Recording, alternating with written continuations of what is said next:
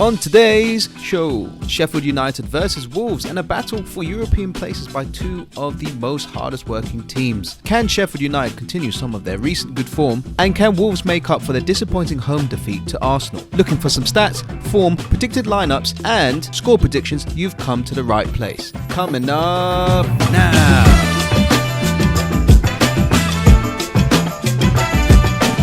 So, we have an important game coming up, and it is a battle for some European places, which probably no one was really expecting at the beginning of the season, and that is Sheffield United versus Wolverhampton Wanderers, coming up this Wednesday at 6 o'clock at Bramall Lane. I'm Gary, and joined with me is slightly hungover Alex, and we welcome you back to our preview of this game. Now, I was trying to hide the hangover, so thanks for letting the cat out of the bag. No, you don't get to get away with it. Form-wise, Sheffield United, it wasn't going too well, was it? So their form since they've come back is 1 win, 2 draws and 2 losses. As I mentioned earlier, when they first come back, there was quite a concern. They had 1 draw and then 2 3-0 losses on the trot. Since then, since the Tottenham game, they really looked like the Sheffield United of prior to the break. They picked up the 3-1 win against Tottenham and picked up a point against Burnley. And it is worth mentioning that against a side like Burnley's, it is really difficult to pick up points. Burnley defend really well. They get players behind the ball, and they make it really difficult for you to create chances. So I think there's a lot of optimism going forward based on the last 2 games. I think that was the perfect kind of representation of both teams. Both of them defending really well, not giving away many chances. Burnley got a goal from a set piece, and Sheffield United got a goal from an overlapping centre back. So it's like if they wanted typically defines both teams. Yeah, if they wanted an advert for both teams, that was it. For Wolves, on the other hand, they were pretty much one of the informed teams coming back from football. They've won 3 of their 4 games, so 9 out of 12 points. It's a pretty good return for Wolves. They beat West Ham, Bournemouth, and they also beat Aston Villa. They did slip up against Arsenal in their last game, which is a bit of a shame. They did fail to sort of get out of first gear. And I feel they're a bit, lacking in a bit of ambition tactically. So they'll be looking to correct that against Sheffield United coming up. Other than that, we've got some stats coming up on the screen. Is there anything in terms of the stats that kind of surprised you from any of the sides? I'd say the thing that's not surprises me, but I think what Wolves don't get credit for, and I don't know if you'll agree with this, but we all know Wolves play a really good attacking and entertaining style of football. I was really quite surprised to see how well they do defensively. Yeah, no, they are. Yeah, they concede 1.1 goals per game, roughly about that, which is, I feel, if you're a Champions League team, you're probably looking at 1 goal per game as sort of an average. So they're very close to that. So they're very close to breaking into that top 4, and it kind of shows in their league positions. But what I've also been sort of impressed is you can kind of see their counter-attacking style. They don't have a super high passing accuracy, and they don't have a super high average possession, right? I think if they want to get into Champions League positions, they have to dominate more and really take games to people, because they're kind of punching people with counter-attacks, which is super effective so far. Yeah, I absolutely agree with everything you said there. I think that's a really good observation. And I think it is worth pointing out that whilst I think pass completion is a good stat for teams that dominate possession, for teams like Wolves and Sheffield United, to be fair, you can't expect a higher pass completion, because the passes they're going to be doing, they're not going to be passes around their defence. They're going to be through balls. They're going to be balls over the top, really difficult balls to try and get right every time. But when they do come off, they usually get a half chance or create a really big chance. And that's very true. And that shows exactly where they are in the league so far. But in terms of injury news, do we have any injury news for Sheffield United? They had a few niggly injuries coming into the previous game, but where are they now? Yeah, well, it's worth mentioning that against Tottenham, they only actually had 7 subs. So I think the players they have got out, they're expected to be out for a few weeks. They are John Lundstrom, still out with a shoulder injury. Fleck is out with a hip injury. Freeman, that's a big one. That one. Yeah, and then Freeman and Clark are both out as well. They're both looking to be back in a few weeks, but they definitely won't be playing against Wolves. Right, right. And on the Wolves side, I really hope I'm not jinxing you Wolves fans out there, but it's looking like a clean slate of health for Wolves. But if I jinxed you, I'm really sorry about that. But You're going to have a lot of angry people after you. yeah. Traore, Jimenez, Jota all just run into each other. And they're out. Let's get into some predicted lineups. What do you say for Sheffield United? For Sheffield United, I don't see a lot of changes. Um, I think what's really important for them is that cohesion that they've built, and I think that's what really carried them through in some of the games. So, with that in mind, I think it will pretty much be an identical starting lineup to the team that played against Burnley. The one change that I think will be made will be O'Connell coming back in. He changed the game along with some other subs, to be fair. But he is one of them players that if he's fit, he starts every time. With that in mind, I'm going to go Henderson in goal. It'll be Basham, Egan, and O'Connell as the back three. Baldock and Stevens, the usual suspects in the wing back role. It'll be Burge, Norwood, and Osborne, who's got a bit of game time recently. Yeah, yeah. He's played quite well. And then up front, you'll have McGoldrick and McBurney. Right, right, right. Yeah, for Wolves lineup, I was to and froing quite a bit. I was thinking, should Wolves go to a 5-3-2 sort of matchup with Sheffield United? They do like using the 5-3-2 quite a bit.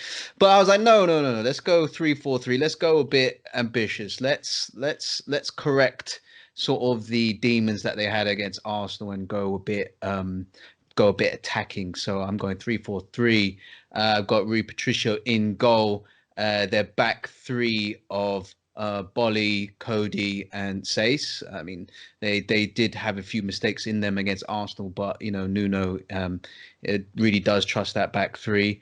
And I'm going for the usual wing backs, Johnny and Doherty, who have almost played every single minute of since football has returned and hasn't got a rest, but they'll be back in there. And I've got Moutinho and Neves as well, who have played a lot of minutes so far. So I don't think they're going to rotate that much. And front three, I'm bringing back Diogo Jota, right? Because he missed out on a starting berth against Arsenal. And I'm bringing in Jimenez and Traore as well to join Jota. So that's my predicted lineup for Wolves. I've been quite surprised with the lack of rotation for a lot of teams. I thought there'd be a lot more, but I think a lot of teams are really, maybe as they only see it as a small season, maybe like a World Cup scenario. But I really thought there'd be more rotation. But it seems that a lot of teams are really trying to stick with their strongest starting 11 as much as possible. I think you can see it's just certain areas of the pitch which you feel like the manager just can't sacrifice, and you can kind of see it dotted around, especially in the Wolves team. Those wing backs and the midfield and the defense as well. It doesn't really change at all. Let's go into how we think each team will try and attack the game and win using the tactical pad. So for Sheffield United, I think the first point of call will be trying to utilise their overlapping centre backs to try and create overloads on the flanks. It's something that they do really well, and it's something that O'Connell does really well as Basham. We saw Basham absolutely tear Tottenham apart when he did it again in the 3-1 victory last week. I think what will be really interesting for both Sheffield United and Wolves is with so many players being committed to the flanks to try and create overloads, if you look at the amount of space there is in that midfield, it really leaves a lot of space for Osborne and Burge to maybe try and create something there. Maybe they can move out and create a further overload on the flank. But same with Neves and Moutinho. So what will be really interesting there is how will they utilise that space in the middle with both teams employing tactics that put so many personnel on the flanks. You're right. They will try and, use their overlapping centre backs and get the overloads on the wings. But there's, in my very aggressive tactic, I feel like they can create overloads elsewhere by using their midfielders in Osborne and Burge. So if Wolves sort of fail to get back and get compact deep in here, I think there's some spaces here for Baldock and Burge to sort of exploit and have maybe McBurney come down this wing here and have a proper 3 versus 2 on this side here without needing the centre backs. Yeah, well, and it's worth mentioning as well, McGoldrick does like to drop deep to come and get the ball in times when They're struggling to try and create chances. So it is a really interesting matchup. And I think it's quite a rarity for both of these teams for the midfield battle to be so key, where Yeah. they both like to counter, they both like to use the flanks. But I think this might end up being one of them where they're both going to be thrown into not really the unknown, but they're both going to have to try and create new ways to create chances and score goals. So, as you can see, I've got Wolves in their 3-4-3 formation. And I said earlier about bringing in Diogo Jota because I think he will be a key player in trying to unpick this Sheffield United stubborn defence. And I really think, they didn't start with Jota and Jimenez against Arsenal. But I think Jota and Jimenez, they have a great striking partnership and they have great chemistry together. And I really like the fact that Jota comes in deep to pick up the ball.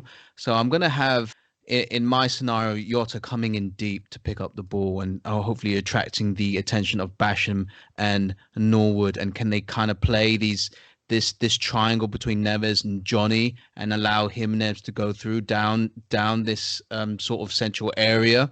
And even if that's not possible, if we bring Jota in, can we have Johnny sort of overlapping and getting Neves to play the ball through to Johnny and having him go down the sideline here and have Jimenez coming down here, have Armand Traore with his massive biceps coming through into the box.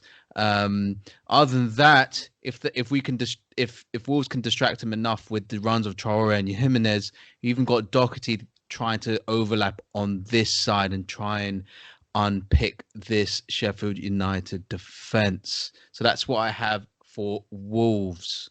It's going to be a really interesting game. I think there's going to be a lot of ground covered in this game, and it's almost a battle of the wing backs. Yeah, who can get the better of each other going back and forth, because it's going to be, like you say, a very physical game. It's going to be a lot of miles run up and down this flank for both wing backs for each team. And it might end up being a really, really end-to-end game because both teams thrive on those counter-attacks. So as soon as one team kind of works themselves into a good position and maybe loses the ball, they might be going back and forth with the counters. So I've gone through the tactics and how each team will sort of set up to win. Now we get on to the favourite score predictions where we're always wrong, but we'll take a stab at it no matter what. What have you got? What is your score prediction, Alex? I think I'm going to go over 1-1. Right.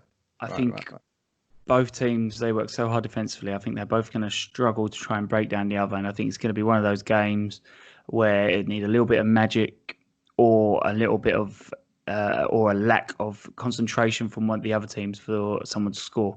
So I think I'm going to go over 1-1. For me, I'm going for 2-1 Wolves win. I think Wolves are still the better team out of the two and on a bit better form.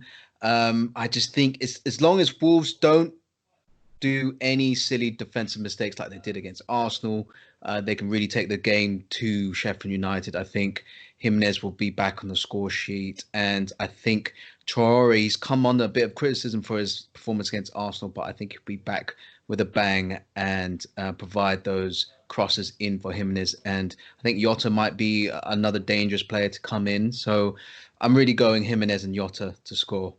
But that's it. That is it. That is our score predictions. Let us know what your predicted lineups are and score predictions are in the comments below. We'll see you next time. See you later.